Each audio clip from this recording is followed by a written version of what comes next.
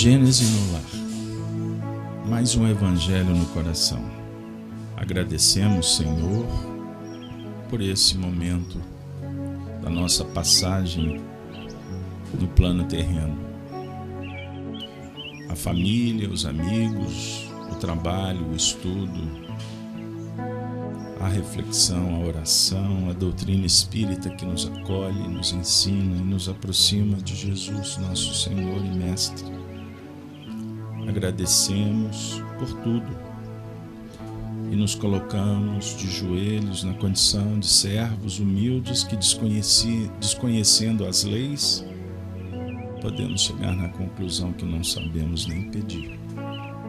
Se conosco, Senhor, nos inspirando no tema da manhã, suportar com êxito as crises. Nós sabemos que nos comprometemos a seguir Allan Kardec em estudo realizado no capítulo 15 do livro Gênese, Milagres e Predições segundo o Espiritismo, e estamos trabalhando no capítulo 5, os Milagres do Evangelho. Hoje eu vou pedir um pouco de paciência para vocês, pois sou obrigado, naturalmente, para ser fiel à proposta de Kardec, a trazer uma reflexão em torno do tópico 64, desaparecimento do corpo de Jesus. Iremos observar uma discussão que é secular, desde o início do cristianismo, que acabou desaguando dentro dos arraiais espiritistas e, naturalmente, nós vamos fazer uma adaptação para a nossa realidade atual, para que o assunto não fique apenas sob o ponto de vista informativo. Mas é um assunto muito importante, muito importante. Desaparecimento do corpo de Jesus. Kardec diz assim, no item 64 do livro A Gênese, no capítulo 15, repetindo: o desaparecimento do corpo de Jesus após sua morte tem sido objeto de numerosos comentários. Ele é atestado pelos 4 evangelistas segundo a narrativa das mulheres que foram ao sepulcro no terceiro e não o encontraram lá. Alguns viram nesse desaparecimento um fato miraculoso, outros supuseram uma remoção clandestina. Conforme outra opinião, Jesus não teria se revestido de um corpo carnal, mas somente de um corpo fluídico. Ele não teria sido, durante toda a sua vida, mais uma aparição tangível. Em outra palavra, uma espécie de agênere. Seu nascimento, sua morte e todos os atos materiais de sua vida teria sido apenas uma aparência. É assim, dizem, que seu corpo, retornando ao seu estado fluídico, pôde desaparecer do sepulcro, e é com esse mesmo corpo que ele teria se mostrado após sua morte. Esse parágrafo é muito importante, porque Kardec está dizendo, conforme uma outra opinião, uma teoria, que na verdade é uma opinião, e a gente vai entender por que devemos tomar cuidado com opinião. Então, segundo esta, Jesus não teria tido um corpo como o nosso, um corpo carnal. Continuando, sem dúvida, tal fato não é radicalmente impossível de acordo com o que sabemos hoje sobre as propriedades dos fluidos. Porém, seria ao menos completamente excepcional e em oposição inequívoca com as características dos agêneres. Agêneres são espíritos que se materializam e na história nós vamos encontrá-los. No Antigo Testamento, Melquisedeque é um exemplo de um agênere.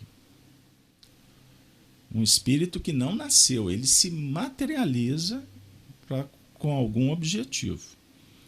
Geralmente objetivos superiores, porque não é qualquer espírito que consegue isso. Continuando, a questão é então saber se uma tal hipótese é admissível, se ela é confirmada ou refutada pelos fatos. Entra o espírito do homem de ciência. Uma hipótese, ela precisa de ser avaliada. É admissível ou ela é refutada pelos fatos? É assim que devemos observar os fenômenos que nos visitam, sempre trabalhando a fé raciocinada. Continuando, item 65. A permanência de Jesus na Terra apresenta dois períodos: o que precedeu e o que seguiu a sua morte. No primeiro, após o momento da concepção até o nascimento, berço e túmulo. Ou, me desculpe, o nascimento na manjedoura, a concepção que antecedeu. Tudo se passa com a sua mãe nas condições comuns da vida, a gravidez. Após o nascimento até sua morte, tudo em seus atos, em sua linguagem e nas diversas circunstâncias de sua vida, apresenta características inequívocas da corporeidade. Os fenômenos de ordem psíquica que se produzem nele são acidentais e não anormais, já que se explicam pelas propriedades do perispírito e se encontram em diferentes graus em outros indivíduos. Após sua morte, ao contrário, tudo nele revela o ser fluídico. A diferença entre os dois estados é de tal forma marcante que não é possível compará-los. Corpo físico e corpo espiritual. Vamos lá. O corpo carnal tem as propriedades inerentes à matéria propriamente dita, e que diferem essencialmente daquela dos fluidos etéreos. A desorganização aí se opera pela ruptura da coesão molecular. Um instrumento cortante, penetrando no corpo material, divide os tecidos. Se os órgãos essenciais à vida forem atingidos, seu funcionamento cessa e a morte se segue, isto é, a morte do corpo. Vocês podemos aqui todos lembrar das torturas sofridas por Jesus. Objetos que promoveram ruptura nos tecidos, sangue, dor. Continuando. Essa coesão não existindo nos corpos fluídicos, a vida não repousa sobre o funcionamento dos órgãos especiais, e nele não se produzem desordens análogas. Um instrumento cortante ou qualquer outro aí penetra como em um vapor, sem nele causar qualquer lesão. Eis porque esse tipo de corpos não pode morrer, e porque os seres fluídicos designados sob o nome de agêneres não podem ser destruídos. Após o suplício de Jesus, seu corpo ficou inerte, sem vida. Ele foi sepultado como os corpos comuns, e cada um pôde vê-lo e tocá-lo. Após a ressurreição, quando ele quis deixar a terra, não morre outra vez. Seu corpo se eleva, desvanece-se e desaparece sem deixar nenhum traço. Prova evidente de que esse corpo era de outra natureza, diferente daquele corpo, diferente que permaneceu na cruz. De onde é preciso concluir que, se Jesus pôde morrer, é que ele tinha um corpo carnal. Por sequência de suas propriedades materiais, o corpo carnal é a sede das sensações e das dores físicas. Prestem atenção, que repercutem no centro sensitivo ou espírito. Não é o corpo que sofre. Isso aqui é espiritismo puro, pessoal. Fiquemos atentos. Não é o corpo que sofre. É o espírito que recebe a repercussão das lesões ou alterações dos tecidos orgânicos. O que Kardec está dizendo? Que dor, que o sofrimento dialoga com o espírito e não com o corpo. Olha que beleza. Em um corpo privado de espírito, a sensação é absolutamente nula. Você pode cortar, não vai acontecer nada. Pela mesma razão, o espírito que não tenha corpo material não pôde experimentar os sofrimentos que são resultado da alteração da matéria. De onde é preciso igualmente concluir que, se Jesus sofreu materialmente, o que não se pode duvidar é que ele tinha um corpo material, de uma natureza semelhante à de todo mundo, igual ao seu corpo, a natureza, combinado? Logicamente que nós não vamos comparar aqui, entrar nos méritos da dinâmica operacional do Espírito de Jesus, certinho? Por quê? O corpo carnal ele é formado por elementos da terra, mas eles são modelados por um corpo espiritual. O corpo espiritual é, portanto, sustentado pela mente do espírito. Combinado? Está clarinho aí? Então significa o seguinte, que o perispírito meu difere do seu, de acordo com a nossa capacidade, com a nossa inteligência, com a nossa desenvoltura, com as aquisições de ordem intelecto-moral. Quanto mais elevado é o espírito, mais sutil é o corpo espiritual. Portanto, o corpo físico, que é modelado por um corpo espiritual mais sutil, mais elevado, mais luminoso, seja o termo que tu queira adotar. O corpo físico será, então, diferente. Então, vamos pensar no sistema imunológico? O sistema imunológico, que é o protetor da nossa estrutura fisiológica, ele dialoga com o corpo espiritual, com a mente do espírito. Eis aquela frase espetacular de Jesus: foi a tua fé que te curou.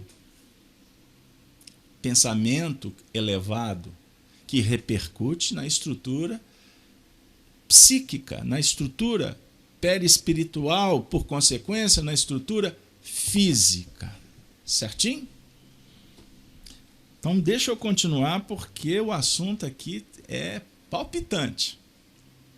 Item 66. Eu vou até o fim e vocês me ajudem. Aos fatos materiais, vêm se juntar considerações morais, todo-poderosas. Se Jesus tivesse estado durante a sua vida nas condições dos seres fluídicos, ou seja, sem corpo material, ele não teria experimentado nem a dor e nenhuma necessidade do corpo. Supor que ele fosse assim é tirar-lhe todo o mérito da vida de privação, de sofrimentos que ele escolheu, como exemplo de resignação.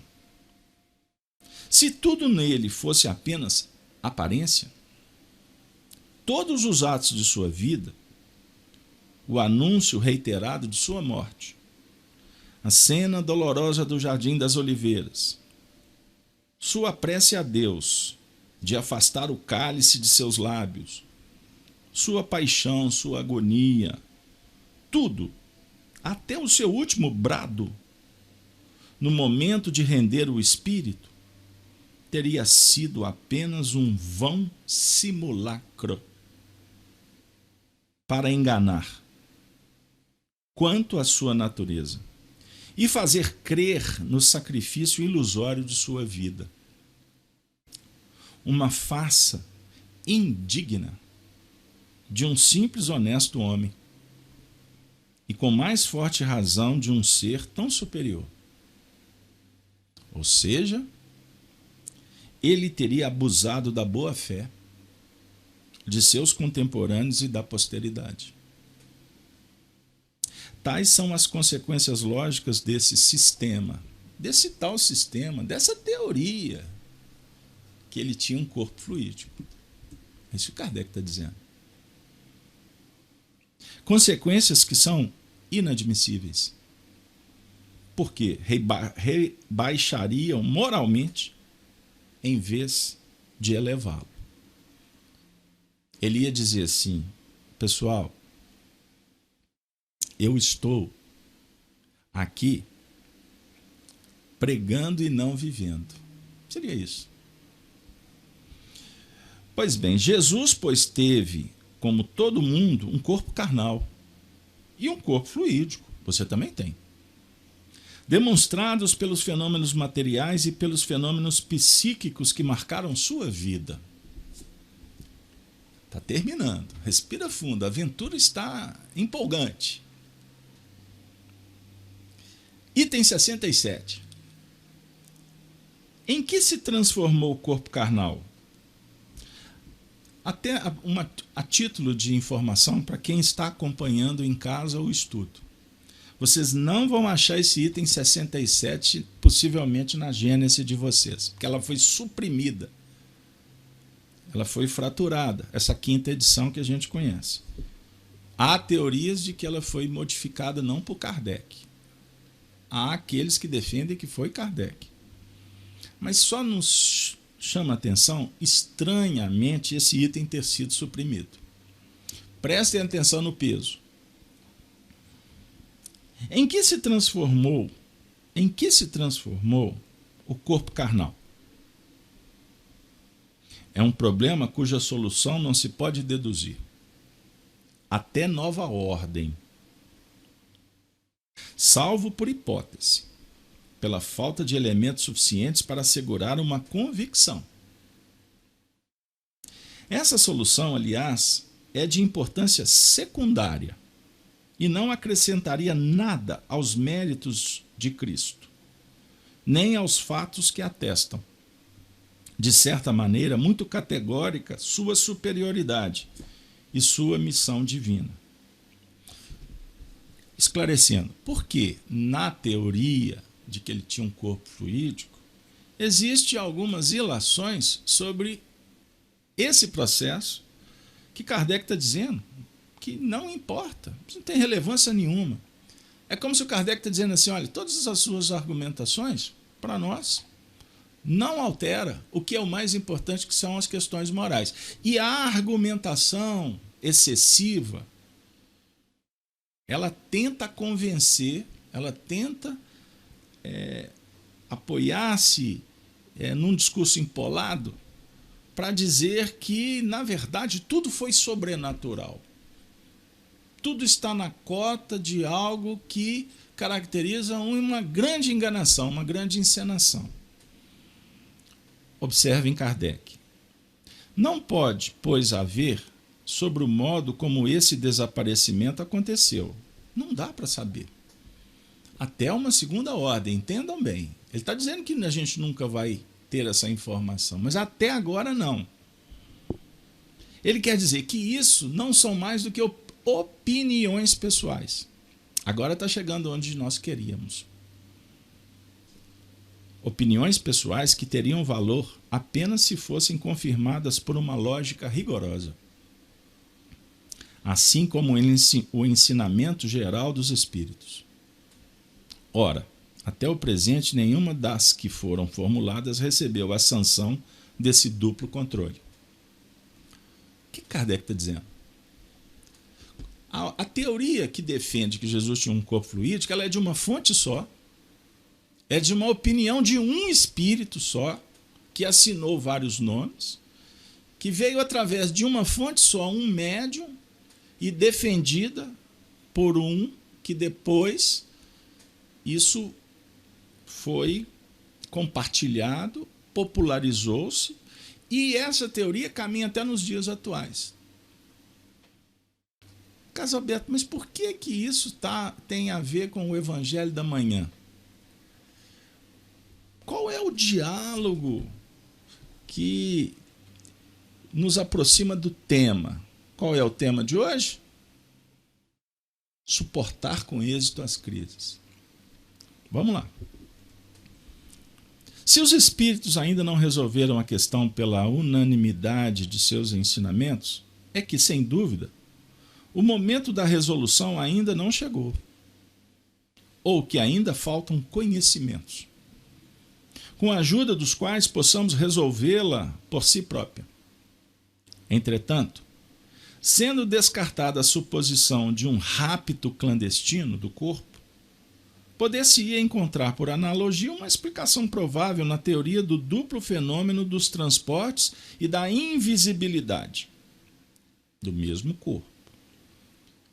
Emmanuel emite uma opinião. Ele diz que Jesus desmaterializou o corpo por vontade própria, para que os homens não ficassem cultuando o corpo, valorizando a morte, uma vez que ele se torna com isso campeão do túmulo vazio. Ele é o Senhor da imortalidade. É ele que está nos dizendo que somos viajores, estacionados periodicamente em algum lugar, no tempo e no espaço, mas somos imortais. E a nossa luta para garantir uma vida qualificada no momento atual é fundamental para garantir uma viagem que nos coloca numa condição melhor amanhã. Então, o diálogo volta para o plano íntimo: vontade, inteligência, superação, sensibilidade, bondade no coração, obediência, resignação. Pois bem, amigos, o item 68 eu não vou ler. Fica a dica para vocês. Porque esse item 68 vai falar que lá em Roma, lá nos primeiros movimentos que apresentou essa teoria da natureza do corpo de Jesus, foi no século IV com Apolinário de Laodiceia, chefe da seita dos apolinaristas. Pretendia que Jesus nunca tinha tido um corpo como o nosso, mas um corpo impassível, que descera do céu no seio da Santa Virgem e não teria nascido dela. Acabei lendo, hein? Que assim Jesus não era nato, não tinha sofrido e não estava morto, senão em aparência. Chega. Tá bom. Maria não amamentou, não sentiu dores do parto. Tudo que aconteceu com aquele menino, os perigos, a perseguição de Herodes, a fuga para o Egito, um vão simulacro. Foi só para fazer um ajuste técnico de um ser especial, transcendente, um Deus do Olimpo que desceu para se tornar o próprio Deus. Carlos Alberto, continuo sem entender por que esse assunto tem a ver com suportar com êxito as crises. Agora chegou na parte que todo mundo gosta. Bom, primeiramente eu tenho a obrigação de seguir o currículo. Não foi combinado que a gente ia seguir a sequência? Então nós estamos tendo a oportunidade de dialogar sobre um tema. Sobre o ponto de vista moral, qualquer teoria, Kardec está dizendo, ela precisa ter uma lógica, ela tem que ter um sentido. Se a lógica não respalda, nós temos que aguardar. A humildade pode dizer assim, vamos nos distanciar da presunção de falar que está certo ou que está errado. Mas a lógica pode dizer assim: espera, porque amanhã, de duas uma, ou serei convencido, ou isso cai por terra. A lógica diz assim para a gente: cuidado com a moda, cuidado com as novidades. A lógica também espírita diz assim: nunca confie numa fonte só. Essa única fonte pode estar revestida de todo o sentido lógico. Poxa, tem muito a ver tudo que está sendo dito aqui. Mas quando o assunto é um tema que vem do mundo espiritual, o grande lance é você bater em outra fonte, para você comparar, para você verificar se é isso mesmo. Bom, suportar com êxito as crises. Por que surgiu essa teoria lá no início do cristianismo? Hoje nós podemos deduzir com muita clareza. A partir do momento que eu começo a divulgar ufanicamente, entusiasmaticamente, vamos dizer assim, esses superpoderes de Jesus, de uma certa forma ou de outra eu estou me afastando dele. Eu estou tirando, eu estou de alguma forma desautorizando o que é o de mais belo na sua vivência: a humanidade. Nós trabalhamos no Evangelho todas as manhãs, que temos que nos planificar como seres humanos. Virtude, valores, sabedoria. Se Jesus foi um vã simulacro, como Paulo de Tarso disse, por exemplo, na sua epístola aos Coríntios, ele não ressuscitou, e se ele não ressuscitou, nós estamos perdendo tempo. Entre outras palavras, é isso aí. Qual o sentido de trabalhar a fé no futuro? Porque a doutrina do Cristo é toda na vida futura.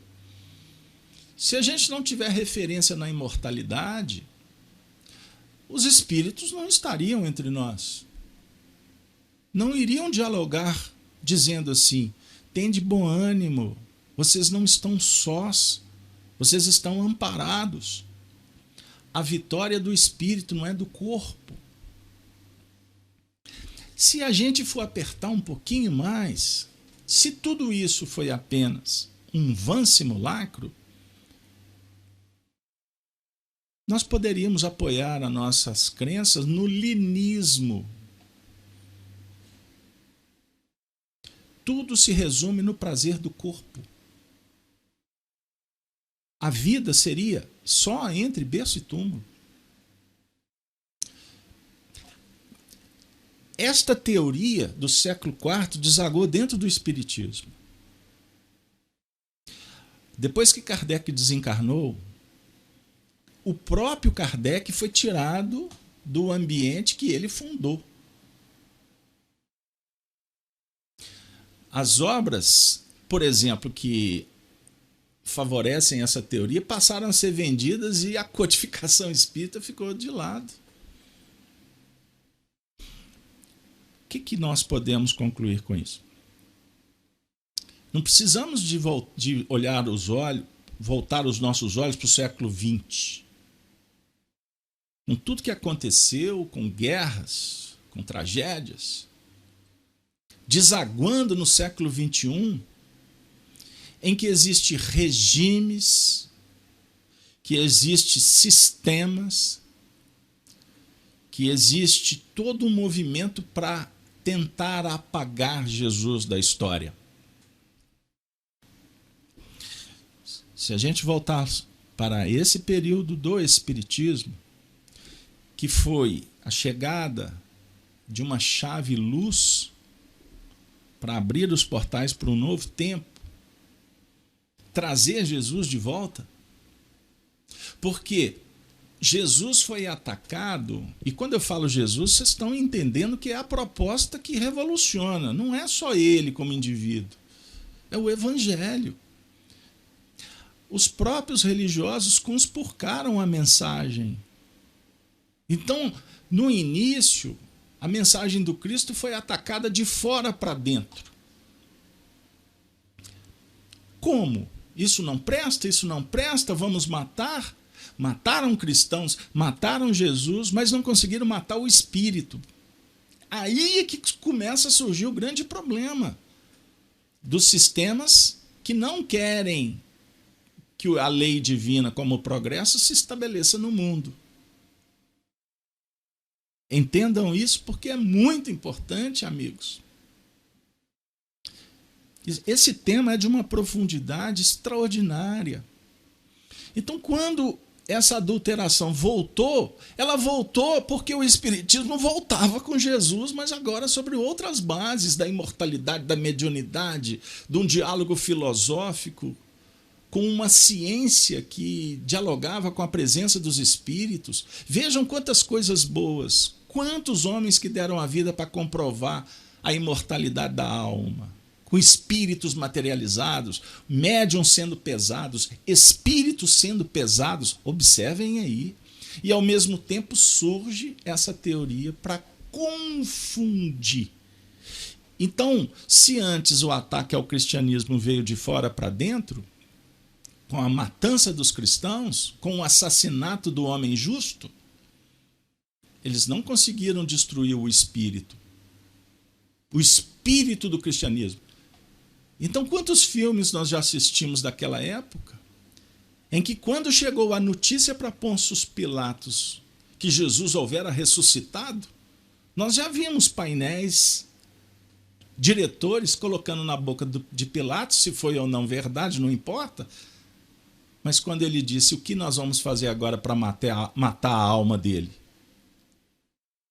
Não é possível. Compreenderam? Mas surgem os movimentos para abafar. A catolização, ou seja, a institucionalização da mensagem do Cristo, foi o primeiro grande golpe. O machado foi na raiz. E depois, tantos processos de corrupção, de prostituição dessa mensagem que se estabeleceu no tempo, deflagrando guerras, cruzadas, inquisições e etc. E hoje, nos nossos tempos, a gente vê deliberadamente um movimento para destruir, para tentar impedir a mensagem viva do Evangelho, que é uma chama inapagável, mas as trevas não desistem. Se estabeleceu uma guerra no mundo espiritual. E hoje, grande parte dos cristãos estão sendo confundidos com teorias muito lógicas, de sustentação convincente, tentando impedir a luz do Cristo no mundo. O tema de hoje está muito filosófico? Me desculpe, mas eu preciso de esclarecer. É o meu compromisso para que não fique o nosso trabalho com uma ideia de proselitismo, que a gente fica aqui o tempo todo falando de Jesus, de Jesus, de Jesus, do Evangelho, de Jesus, do Evangelho, como se fosse um processo doutrinal, de convencimento, de hipnotismo. Não, não, não. Porque nós já temos a convicção que precisamos do amor. E o Cristo nos revela o tempo todo. Porque ele não está pregado na cruz mais. Para nós. Mas existe um sistema muito poderoso que insiste em não descrucificá-lo. O que nós fazemos então, Carlos Alberto? Vamos internalizar esse amor, compreendendo que Jesus disse que nós podemos mudar o mundo com a nossa fé, que é possível transportar os montes. Um grão de mostarda. Jesus escolheu 12 e revolucionou o mundo. 12. Então não nos importa números. Importa a qualidade e principalmente o que nós sentimos. Porque como cristãos, nós estamos passando por provas, chamados para suportá-las. E suportar com êxito. Crises. Todos os tipos de crises. Crises financeiras, crises existenciais, crises da alma. Paulo de Tarso diz assim: ora, quanto ao que está enfermo na fé, recebei-o, não em contendas de disputa. É a dica para o cristão. Porque nós estamos convivendo com a enfermidade e com enfermos. O que Emmanuel indica? Livro Ceifa de Luz. Quando a palavra subdesenvolvimento toma lugar na designação de grupos humanos, menos dotados de mais amplos recursos, na ordem material da vida terrestre, não será impróprio referir-nos a outra espécie de carência, a carência de valores do espírito. Isso nos induz a reconhecer a existência de uma retaguarda enorme de criaturas empobrecidas, de esperança e coragem. Não obstante, quase toda ela constitui de companheiros com destaque merecido na cultura e na prosperidade da terra. Empobrecimento em todas as camadas sociais, é isso que ele está dizendo. Nos deparamos sempre na caminhada com esse cenário. E por isso vivemos as crises. Qual é a dica? Abastece-te de suficiente amor para compreendê-los e auxiliá-los. São amigos, prestemos atenção, porque isso está muito pertinho da gente. São amigos chamados a caminhar nas frentes da evolução, com áreas enormes de influência e possibilidade no trabalho do bem de todos, mas detentores de escassos recursos no campo do sentimento para suportarem com êxito as crises das épocas de mudança.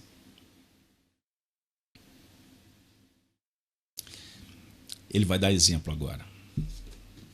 Esse encontrou diferenças de conduta nos descendentes fascinados pelas experiências passageiras, de equipes sociais em transição e se marginalizou nas moléstias da inconformidade.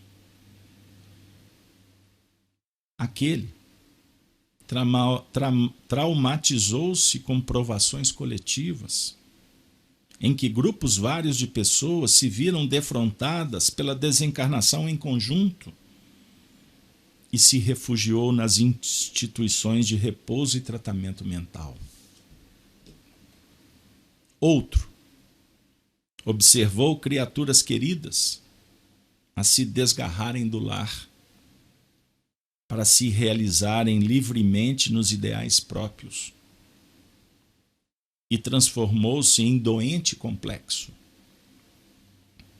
E outros, muitos, viram a morte dos entes mais caros, arrancados ao corpo nas engrenagens da própria civilização e mergulharam-se na dor que acreditam sem consolo. São vários exemplos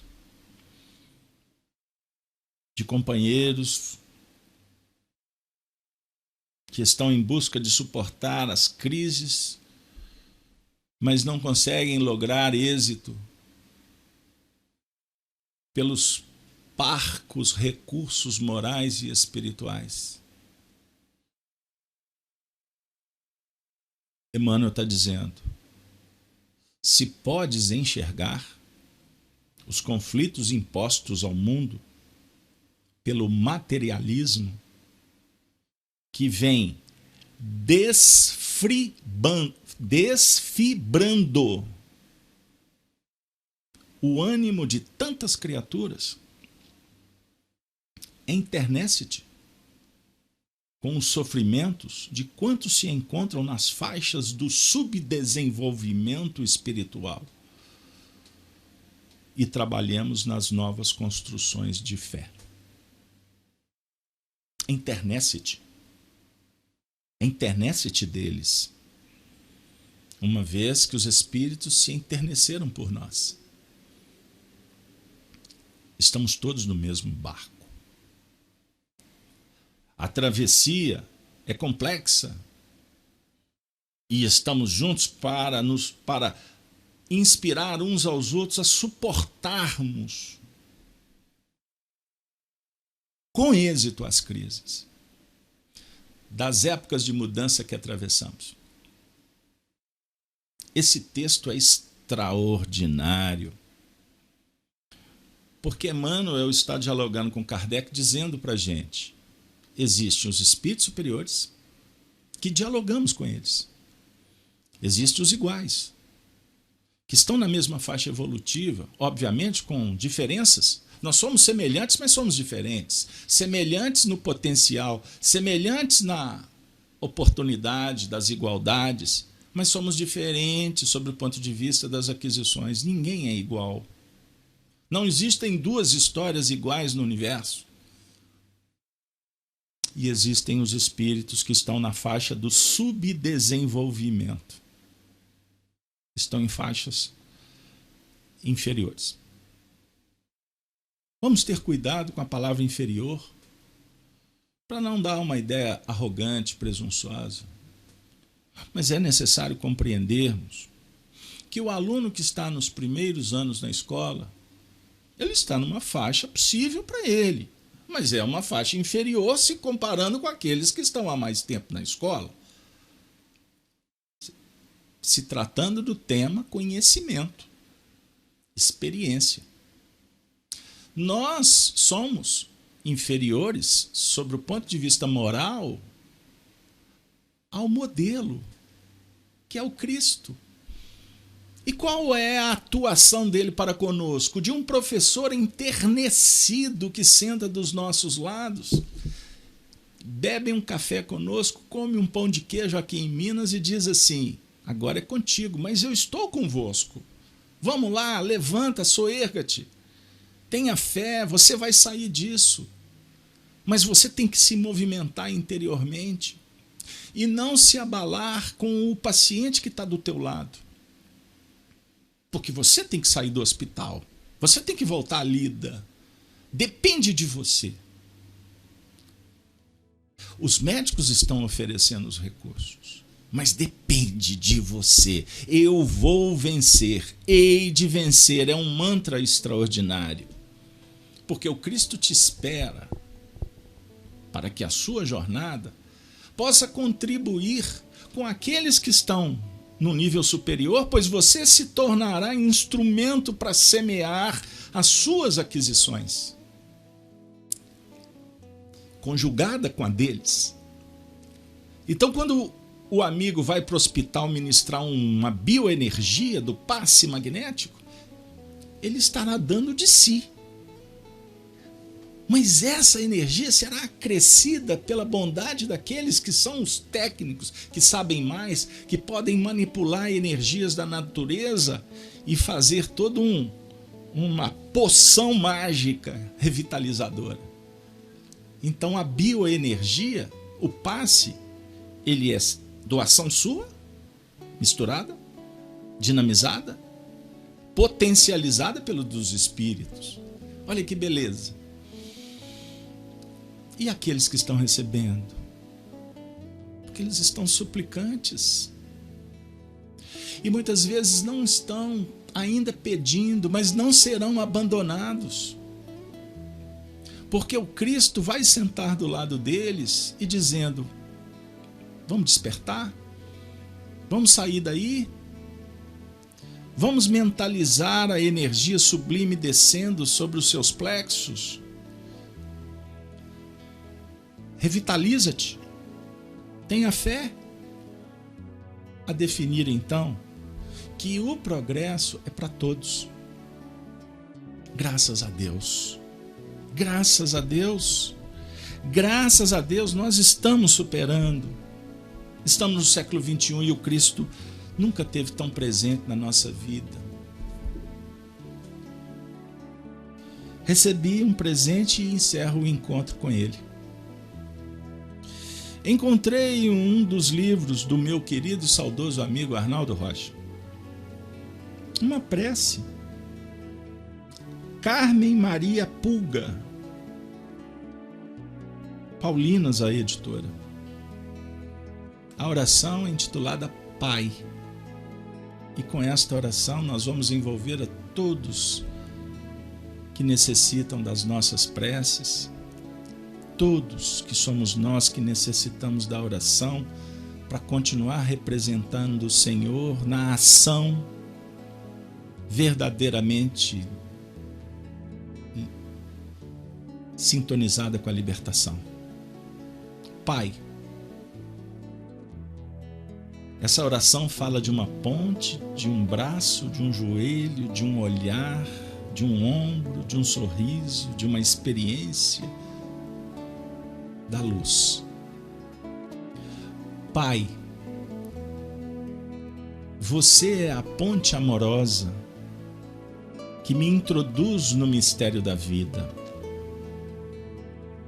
Pai, você é o braço forte que me ergue, ensaiando o riso diante do medo. Pai, você é o joelho seguro que me agiganta, tornando o mundo pequeno. Pai, você é o olhar sincero que me questiona com a pergunta verdadeira. Pai, você é o ombro amigo que me encoraja a começar de novo. Pai, você é o sorriso suave e demorado que me fala da paz adquirida. Meu Pai, você é a experiência certa que me estimula a seguir em frente. Pai, meu bondoso Pai, você é uma chama que ilumina meu caminho. Pai nosso que estais nos céus,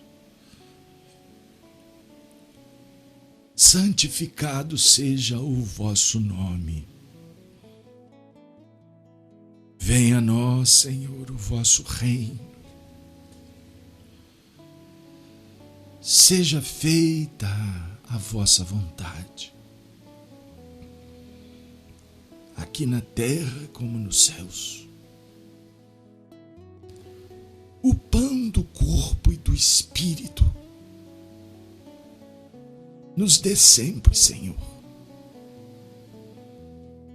Perdoa as nossas ofensas, à medida em que aprendermos a perdoar a quem nos ofende. Não nos deixeis, Senhor, cairmos nas tentações. Livra-nos, Senhor, do mal, pois o vosso é o reino, o poder e a glória para sempre. Abençoa, Senhor, os teus filhos, carentes da tua presença,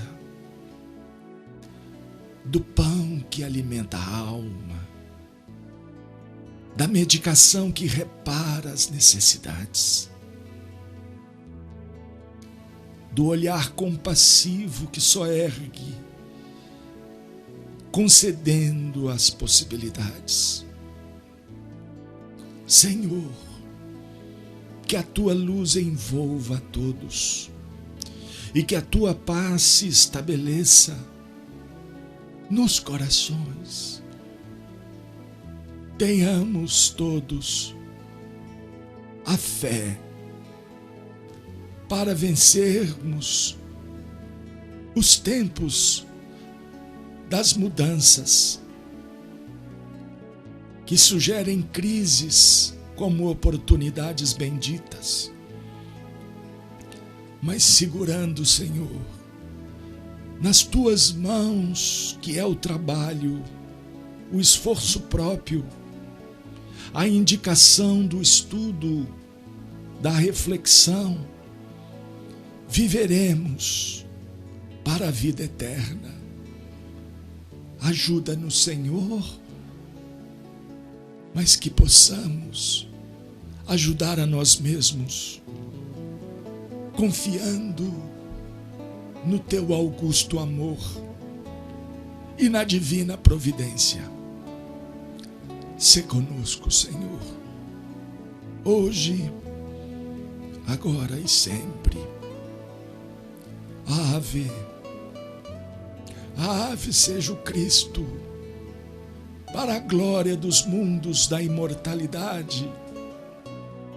Chegou o momento em que as forças que insistiam em impedir a mensagem receberam a ordem de abrir passagem. O mundo caminha na direção do Evangelho.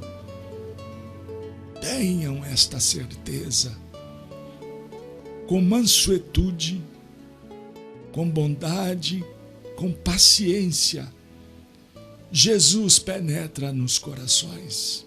Lembremo-nos disso e porfiemos cada um à porta estreita da soberana salvação.